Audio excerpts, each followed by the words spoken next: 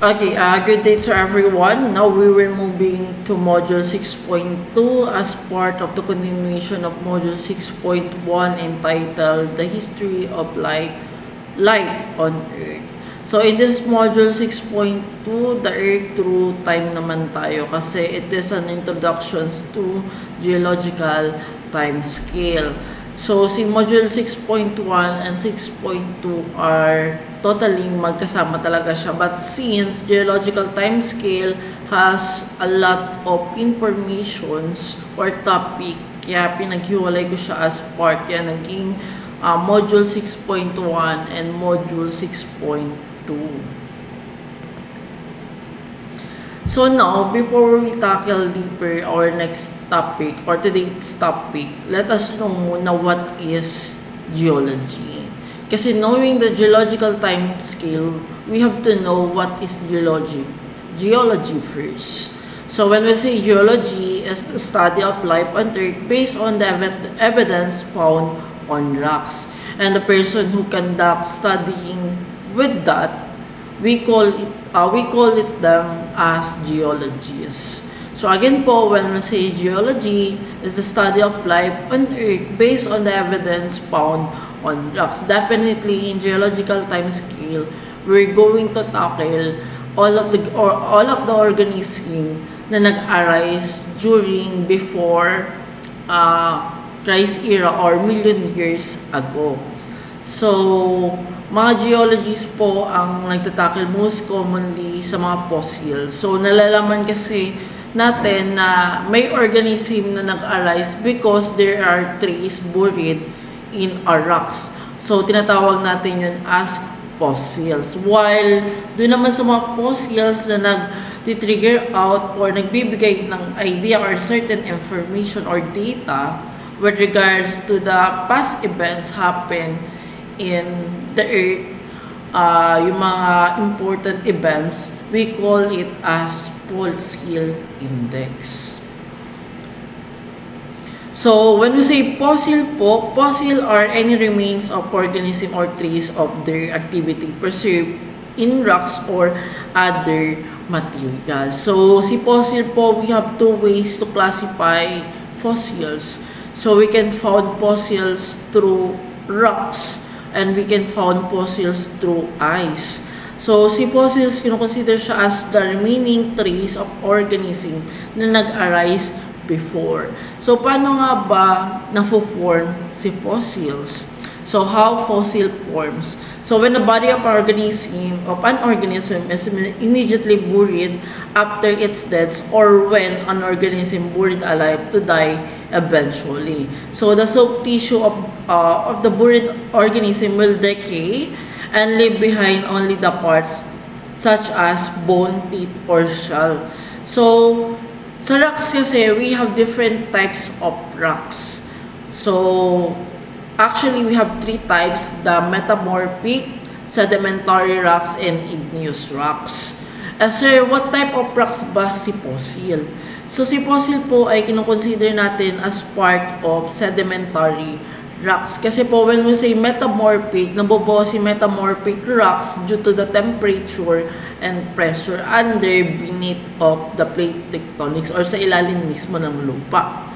While si igneous rocks came from the molten lava or magma. So, galing siya sa volcanoes. While si sedimentary rocks, that is the accumulations of sediments na naging rocks wherein nakapag-form ng fossils through stratification process.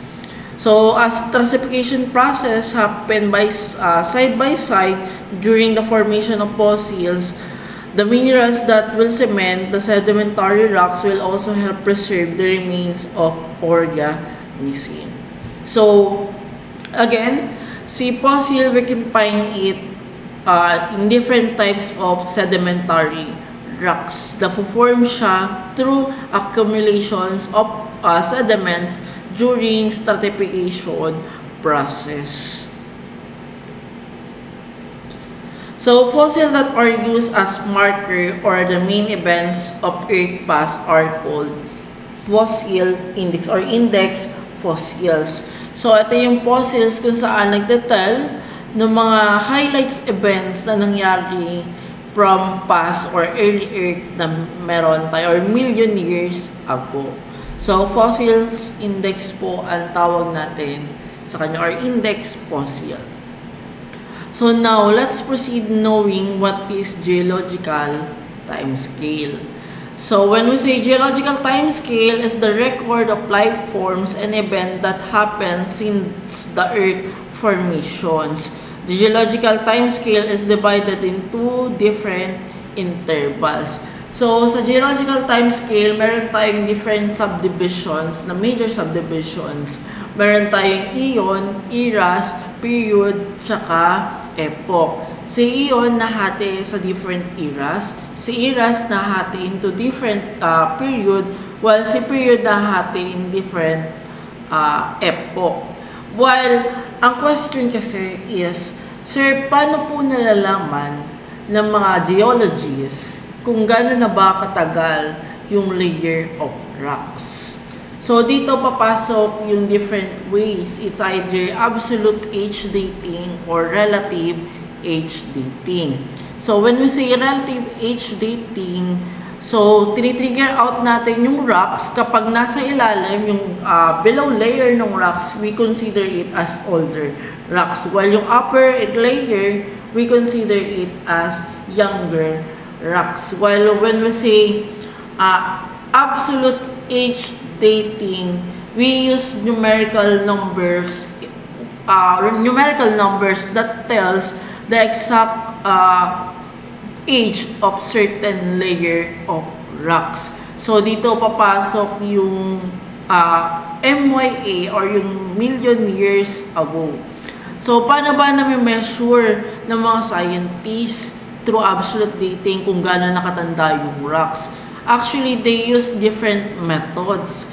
They use alpha, beta, and alpha carbon age dating and 3 rings. Si 3 rings kasi common with regards to puno. While si alpha and beta, si alpha and beta, it needs to use isotopes or nag-undergo ng half-lives. So, yun ay chemistry part na kung paano na measure kung gano'n na ba katanda yung isang atoms. Kasi in any compound, there is an atom, especially in rocks, since rocks is composed of different kinds of minerals. So, through that, through absolute age dating and triggering out their isotopes, we can measure their age using half-lives. So, yun po yung rason kung bakit nami-measure ng mga scientists or geologists. So, again po, si geological time scales is divided into eons, wherein each eon is subdivided into eras, and eras is subdivided into period, while period is divided into different epoch. So again po, we have 4 major categories. We have eon, eras, period, tsaka epoch. Si eon, hinahati ni eras. Si eras, nahati with different layers of period. Si period, nahati with different layers of epoch. Medyo madami and medyo magulo, but somehow, ganun kasi. Kasi since Earth consider as how many years na ba? 4.7 or 0.46 billion years old na po. Kaya masyado nang makapal at marami ng layers of rocks si Earth mismo. And marami lang organism na nag-arise and also na-extinct with different layers. So, isa-isahin po natin. Si eon po nahati into different types of eon. Meron tayong Hadean, Archean, Proterozoic, and Phanerozoic. So, during Hadean period, major events na nangyari, there is no, what I call this, life pa. It arises around 4.6 million years ago. From 3.8 million years to 4.6 million, nag-arise si Hadean, wherein simula yun ng birth of Earth. So, kumbaga, after cool down, dun na nag-start. So, formation of atmosphere and ocean, Earth was too hot or very reactive, and the atmosphere was toxic for life to thrive. Kagaya nga lang sinabi na ni Oprah last time, yung earth daw natin ay very reactive that contains inorganic compound. Wherein, ang organic compound is nanggaling sa inorganic compound as per Harold Urey. Now, proceed tayo sa Archean Eon. So, si Archean Eon from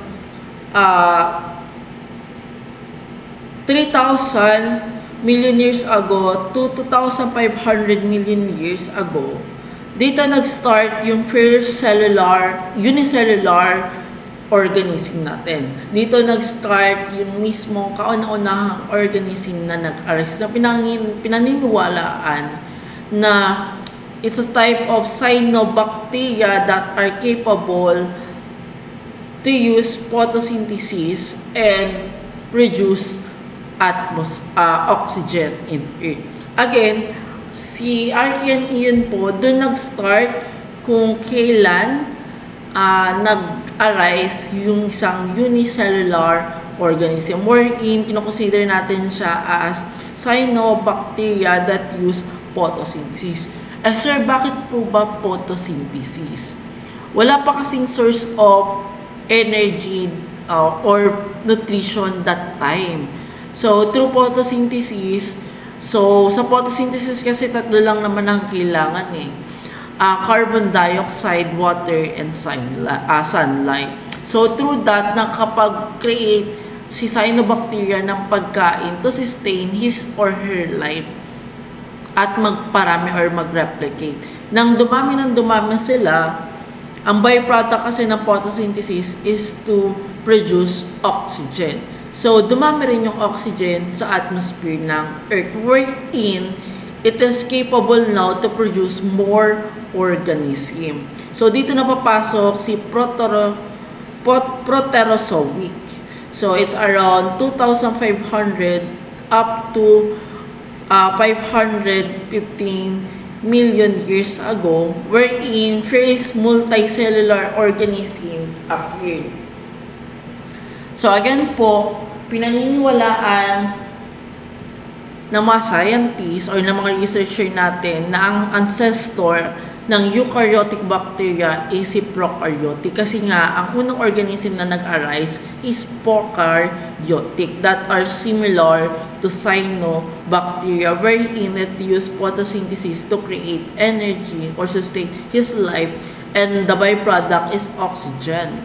That's why medyo naging okay yung atmosphere that time and capable na to produce more organism. So, punta tayo kay Panerozoic. Si Panerozoic ay nahati with different period. Compare with Hadean, Archean, and Proterozoic, iyon kasi wala siyang era and period. So, hindi natin ma-trigger out kasi it's really hard to trigger out. Ang hirap naman maghukay pa sa ilalim ng lupa. So, these eons are not divided into eras and period because of lack of evidence. Kaya wala tayong makuha pang datos as of the moment. Pero merong mga hypotheses na or theory kung kailan nag-arise yung mismong organism. So, si Panerozoic ay nahahati into different eras, contains of different period. So, these eons, Panerozoic, includes Mesozoic, Paleozoic, tsaka Cenozoic. So, umpisahan muna natin kay Paleozoic eras. So, si Paleozoic eras is a time wherein different organism arise. Unang-una dyan, papasok si Cambrian, Ordovician, Silurian, Devonian, Carboniferous, and Permian. So, under the period of Cambrian, nagkaroon ng sudden increase in evolution with drastic changes then. So, dito nag-start mabuhay or mag-appear yung first fungi sa Earth. And also, that time during Cambrian period, trilobites are dominant in society. And then, it ended with the Cambrian extinction due to the increase of oxygen. Si trilobite po kasi, hindi siya nabubuhay with oxygen. So, anaerobic bacteria kasi si trilobite. Kumbaga kapag nakalanghap siya ng oxygen, toxic sa kanya yun. Kaya nagkaroon tayo ng massive extinction during Cambrian period with regards to trilobites. Pero, dito lumitaw yung first fungi natin sa Earth. Ordovician. So, dito naman, under Ordovician period, there was notable increase in biodiversity life form. Kasi meron na tayong mga fungi eh. More diverse marine organism proliferated, and first vertebrate appear in the form of jawless fish. Alam niyo po yung jawless fish? Yung jawless fish, yun, yung medyo may walang pangang isda. Yun. So, it ended up with the Ordovician and Silurian extinction, which was caused by decreased water level on sea naman. So, sa Ordovician, ang major events natin dito is nagkaroon ng mass extinction or the Ordovician and Silurian extinction, which caused by decreasing water level. Kumbaga, medyo umonte. Silurian naman po, dito nag-start mag-appear yung first fish with jaw appear. So, dito nag-start kung saan, kung sa Ordovicians wala tayong jaw, yung mga fish natin. Sa Silurian po, nagkaroon tayo ng jaw. While Silurian then also appear with different plants and insects. Mas lumaganap pa yung mga land organism natin. And Devonian naman po, dito na nag-start kung saan nag-appear na yung mismo amphibians natin. Again, mas naunang mag-appear si amphibians kaysa kay reptiles. So, yung mga sea creature natin nag-migrate na into lands. That's why we have first amphibian. Devonian po ang period na yon. It ended with late Devonian extinction, which is caused by rapid cooling of temperature associated with the formation of glacier and decrease in seawater level. So, next one po, under Paleozoic era pa rin to, Carboniferous period. So, we're in forests with massive plants occupied na. Mas dumami na yung mga plants natin inland. So, complexity in tissues advanced with emergence of cartilaginous. So, nagkaroon na yung mga isda natin ng cartilage. And first reptile evolved.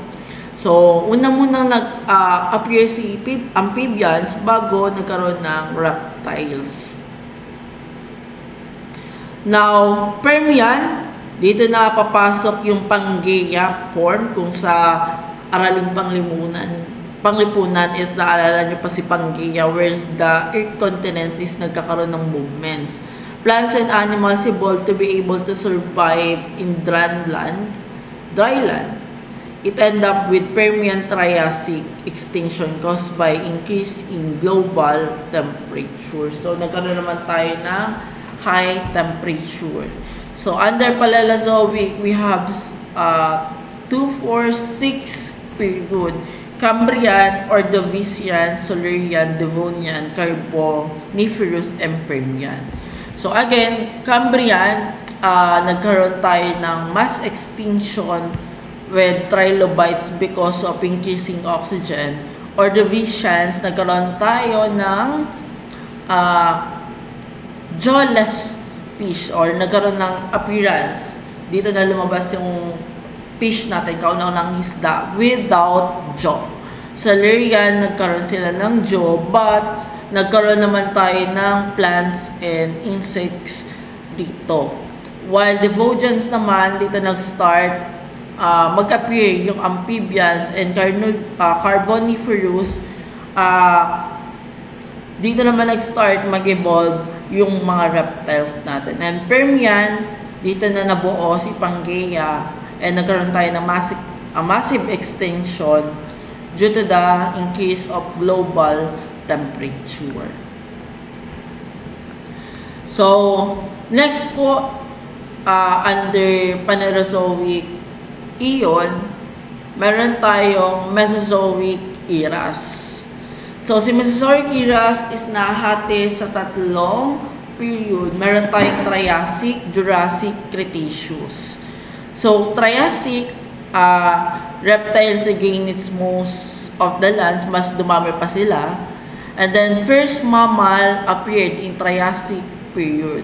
So, the land of Pangaea started to drift or medyo nagkukulay na. While in Jurassic period naman po, dinosaur become dominant creature. So, in Jurassic period, birds started to appear, yung mga pterodactyls natin. And plant is capable of producing flower na din. So, but still, Pangaea is continue to drift apart in two major continents. So, tinatawag natin yon as Laurasia and Gondwana or Gondwandalan.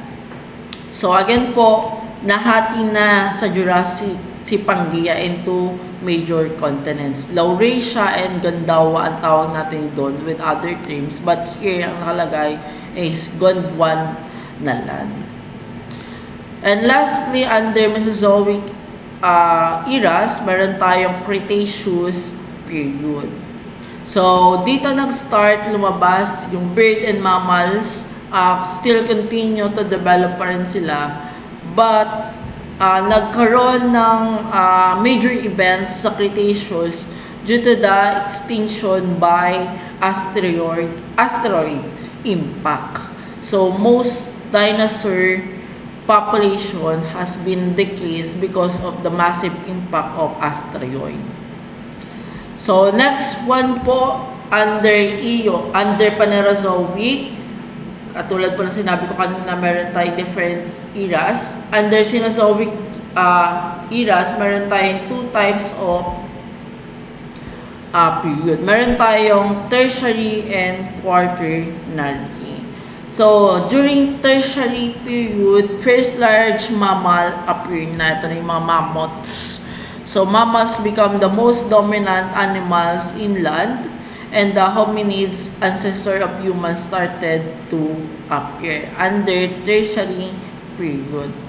Quaternary, the Ice Age began. First human appeared, and stable condition was formed for human to evolve and start civilization. Again, ancestor natin ay nagmula or nag-appear during tertiary, and then sa quaternary, nagkaroon ng human appearance din, but still continue to develop or evolve and start more on civilization.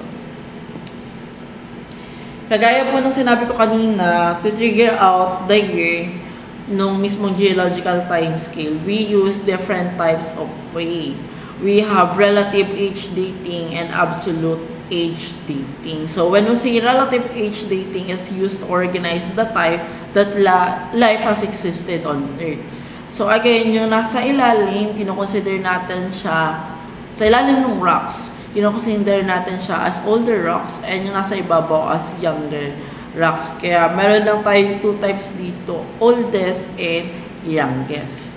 So, kumbaga, kung titingnan natin dito, si Paleozoic, siya yung older, and yung youngest is si Cenozoic. Sa era po yun na. Kung sa period ng usapan, Cambrian ang pinaka-older, at ang pinaka-youngest is si Neogene. gene. When absolute age dating naman, when we try to tackle absolute age dating, when we say absolute age dating, it's give exact years of age of a rocks. So, as you can see here, meron tayong mga layers or indicated numbers na nagtitel nung rocks existed. So, meron tayong, minsan gumagamit tayo ng MYA, that is abbreviations of million years ago. So, ganito po ang itsura ng buong geological timescale. So, again po, meron tayong apat na major subcomponents in geological timescale. So, we have eon, era, period, and epoch. Under eon, meron tayong Hadean, Archean, Proterozoic, and Phanerozoic. Again, yung pinakailalim, that is older, kung makita nyo dito sa arrow, and yung pinakaibabaw, that is considered as younger. Sa Hadean and Archean and Proterozoic, wala tayong consider na era, period, and epoch due to the lack of evidence. But under Phanerozoic, iyon po, meron tayong tatlong eras, which is si Paleozoic, Mesozoic, and Cenozoic na nahahati with different periods. For example, si Paleozoic. So, nahati siya in different periods, which wherein ito ay si Cambrian, Ordovician, Silurian, Devonian, and Permian mismo. Permian or Carboniferous muna. While si Mesozoic, we have Triassic, Jurassic, and Cretaceous. And Cenozoic, meron tayong Paleogene period, Neogene period, and Quaternary period. So, si period na po ito under Cenozoic or under era of Cenozoic, nahati naman siya in different epoch. So, si Paleogene, nahati siya sa Paleocene, Eocene, Oligocene, while si Neogene naman nahati sa dalawa, Miocene or Miocene, Pliocene or Pleistocene. And then si Quaternary nahati ulit sa dalawa, Pleistocene and Holocene, which is yung Holocene is kinoconsider as today current. So, geological time scale, when we say period, is the concept of geological scale that is a period which is basic unit of geological time during which a specific kind of rock system is produced. Again, yun po yung apat. So, si Precambrian Eon, meron tayong tatlo, kasi si Precambrian ay si Eon kasi ay nahati sa dalawa. Meron tayong Precambrian and then Phanerozoic. During Precambrian, pag the word sa pre means before, so meron tayong tatlo. Kaya etong tatlong to, wala pa to mga subdivision ni eras, period, and epoch. Si Hadean Eon, so it arose 4.6 billion years ago. So, dito pa lang nag-start yung solidifications of Earth, continental, and oceanic crust. While si Archean Eon, it's around 4 billion years ago, wherein dito na nag-start yung first organism natin, which is the cyanobacteria. And Proterozoic Eon, dito na lumabas yung mga multicellular organism, that which is considered as bacteria. It's around 2.5 billion years ago. So, under Phanerozoic Eon naman po, we have Cenozoic era, Mesozoic era, and Paleozoic era. So, Mesozoic era, it's around 65 million years ago now. This is the most recent eras na meron tayo sa Phanerozoic, which is the mark as the age of mammals and human evolution. So, ikalawa is the Mesozoic era wherein dinosaur mammals and birds and plant has undergo with mass extinction with different kinds of earth events happen. Paleozoic era naman, dito na nagkaroon ng explosion of diverse marine and largest mass extinction of marine organism kasi nga in this era nagkaroon ng decreasing water mismo sa ocean events. So, yun po again nahati into different largest subdivision. Paleozoic, Proterozoic, Archeo or Archean, and Hadean.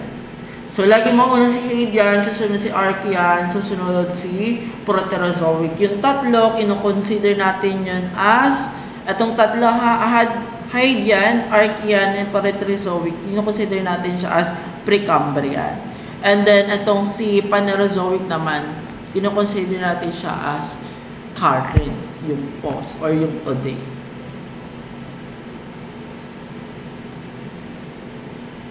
So, let's proceed with eras. So, ano yun can be subdivided into smaller time interval known as eras. So, meron tayong iba't iba mismo. Kumbaga, meron tayong 4 under iyon, nahati yun in different eras. So, Paleozoic era is begun about 540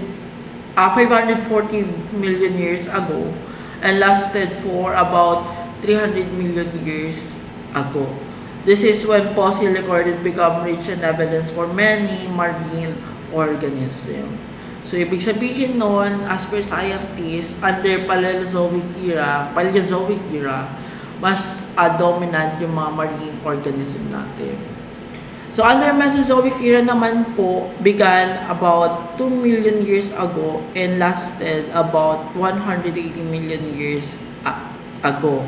So, it's called the age of the reptiles and sometimes the age of the dinosaur because this is when kind of dinosaur existed.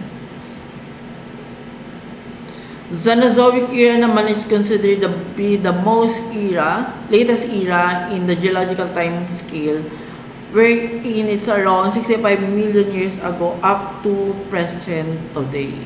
So, Cenozoic era is sometimes called as the age of mammals, and mammals have evolved and adapted to live in various environments including land, water, and air.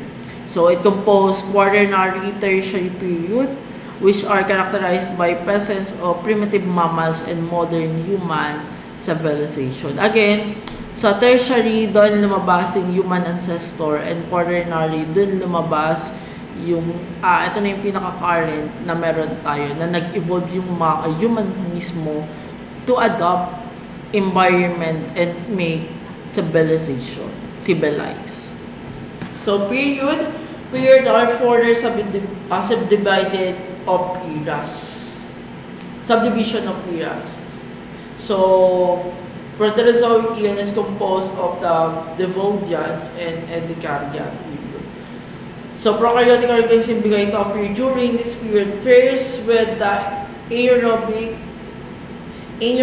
life form and followed by photosynthetic organism. So, si Paleozoic era, kinocomprise siya with 6 period. Cambrian, Ordovician, Silurian, Devonian, Carboniferous, and Permian. So, inisa-isa na natin siya kanina, disregard na natin siya.